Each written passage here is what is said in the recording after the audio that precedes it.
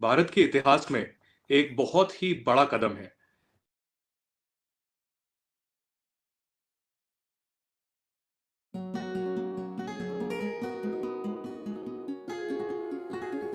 ये एक historical civilisational victory तो मैं नहीं कहूंगा, लेकिन जो श्री प्रभु राम का एक एग्जाइल है, एक 500 साल का वनवास है, उसका अंत हुआ है। कर रहे थे सेंचुरी से इस लम्हे का इंतजार था, जो लम्हा अब आ गया। आज अयोध्या धाम में भगवान श्री राम के मंदिर में प्राण प्रतिष्ठा कार्यक्रम इस मायने में भी विलक्षण है क्योंकि समूची भारत की सारी परंपरा, सभी धर्म, संप्रदाय, मत, पंथ, सबका यहाँ पर सम्मेलन हुआ है। एक यहाँ पर ऐसा समागम हुआ है जो सनातन संस्कृति के शाश्वत स्वरूप। राम हमारी कॉन्स्टिट्यूशन का अंग है। भारत राम के बिना नहीं हो सकता, राम भारत के बिना नहीं हो सकता। इससे ये भी पता चलता है, ये भी कहा जा रहा है कि भारत के वजीर आजम जो सोचते हैं वो कर दिखाते हैं। जो वो कहते हैं कि ये होगा, ये हो जाएगा, वो वजीर आजम उसको करके दिखाता है। जो श्री राम है, उन्होंने खुद जो है ये केस लड़ा है, तो उनके रिप्रेजेंटेटिव वीएचपी और बाकी हिंदू ऑर्गेनाइजेशन हो सकती हैं, लेकिन श्री राम ने खुद ये लड़ा है और खुद न्याय जो है उनको मिला है। तो जो धर्म को खत्म करने की कोशिश करता है वो खत्म कर दिए जाते हैं। मुगल खत्म हो गए, प्रभु श्री राम नहीं खत्म हुए। प्रभु श्री राम हमारी इकोनॉमिक्स है। तो प्रभु श्री राम के मंदिर का मतलब है भारत की चेतना का निर्माण। जय हिंद दोस्तों, मेरा नाम है हरीश राज सुकाड़े। वेलकम टू यूट्यूब चैनल मैं उपनिवरण। दोस्तों आज के इस वीडियो में बात करने जा रहे हैं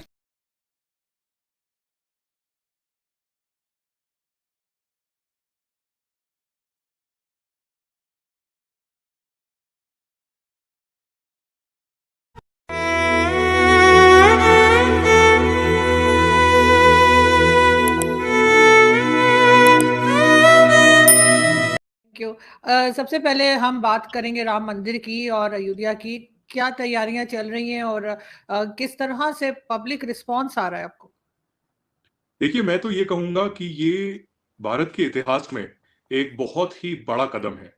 ये इतना बड़ा कदम है कि भारत को जब इंडिपेंडेंस मिली थी, एक न्याय मिला था, फ्रीडम मिला था, उससे मैं इसको कंपेयर करूंगा। मैं इसको कंपेयर करूंगा पाकिस्तान के साथ जो युद्ध हुए, वो भी इससे बहुत छोटे हैं। ये एक हिस्टोरिकल सिविलाइजेशनल विक्ट्री तो मैं नहीं कहूंगा, लेकिन जो श्री प्रभु राम का एक एग्जाइल है, एक 500 साल का वनवास है, उसका अंत हुआ है। तो मुझे ये लगता है कि लाखों हिंदुओं की श्रद्धा का ये मुद्दा रहा कई सालों तक, और कई सालों से हिंदुओं को ऐसा भी लगा कि शायद ये दुनिया इसको बुला दे, लीगल सिस्टम इसको बुला दे, और जो पॉलिटिशियन भी हैं इसको बुला दे, और हमको न्याय मिले ही नहीं। लेकिन कई सालों तक खुद हम कहते हैं, क्योंकि एक भारत के न्याय में, न्यायपालिका में एक चीज होती है जिसे कहते हैं जुरिस्टिक पर्सन, और श्री रामलला जो श्री राम है, उन्होंने खुद जो है ये केस लड़ा है। तो उनके रिप्रेजेंटेटिव वीएचपी और बाकी हिंदू ऑर्गेनाइजेशन हो सकती हैं, लेकिन श्री राम ने खुद ये लड़ा है और खुद न्याय जो है उनको मिला है। तो तैयारियां तो बहुत ज्यादा हो रही हैं यहाँ पर। प्रधानमंत्री मोदी का भी आपने भाषण सुना होगा कई जगह। एक प्राण प्रतिष्ठा का कार्यक्रम जनवरी 22 को होगा अयोध्या में। लाखों श्रद्धालु और जो हिंदू भक्त हैं वो दुनिया भर से अयोध्या पहुंच रहे हैं।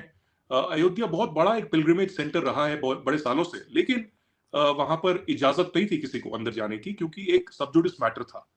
और डेवलपमेंट भी अनफॉर्चुनेटली कई सालों से अयोध्या में नहीं हुई। मैं 2 बार अयोध्या गया हूं पिछले 10 सालों में, लेकिन एक दिल को ठेस पहुंचती थी जब भी वहां जाते थे, क्योंकि गली कूचों से आप जाते थे, एक नॉर्मल, एक rural, semi rural, semi urban वहां पर लाइफस्टाइल था। कुछ ज्यादा डेवलपमेंट नहीं हुई थी। एयरपोर्ट नहीं था, रेलवे स्टेशन था लेकिन बहुत ही बुरी हालत में, होटल ज्यादा नहीं थे।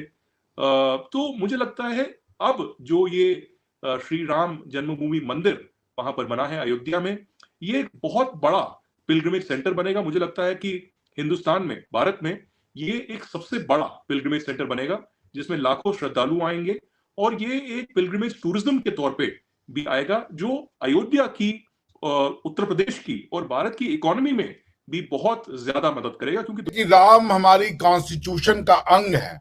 भारत राम के बिना नहीं हो सकता, राम भारत के बिना नहीं हो सकता। सकता। कह रहा धर्म एव हतो हंति धर्मो रक्षति रक्षिता, यानी धर्म destroys those who destroy it. जो धर्म को खत्म करने की कोशिश करता है वो खत्म कर दिए जाते हैं। मुगल खत्म हो गए, प्रभु श्री राम नहीं खत्म हुए। प्रभु श्री राम की मंदिर तोड़ के तुमने ये सोचा कि भारत के चेतना से प्रभु श्री राम को हटा करके किसी और को बसा दोगे। गलतफहमी थी तुम्हारी। आज मुगल कौन है, कहां है, कोई नहीं जानता। उनके वंशज हमारे यहाँ दिल्ली के सड़कों पे कोई रिक्शा बेचता है, रिक्शा चलाता है, कोई फल की रेहड़ी लगाता है, लेकिन प्रभु श्री राम आज भी भारतवासियों के दिल में राज करते हैं। हिंदू को पॉलिटिक्स नहीं आती, हिंदू को इकोनॉमिक्स नहीं आती, हिंदू को कल्चर नहीं आता, ये सब चीजें कह के हमें इतना तोड़ दिया कि यदि हम अपने मंदिर की बात करेंगे तो फिर जो है हमारे ऊपर सारे के सारे मुस्लिम मुल्क जो है वो आक्रमण कर देंगे, हमारे ऊपर यूरोपियन आक्रमण कर देगा। हमें इतना मानसिक रूप से अपंग बना दिया था कि हमें अपनी चीजों को बोलने में शर्म आने थी। हमारी ग्रीटिंग बेसिकली राम राम है। हमारे बचपन के हमारे दादा परदादाओं ने एक दूसरे को राम राम कहा है। जब हमारे यहाँ मृत्यु होती है तो हम राम नाम सत्य की बातें करते हैं।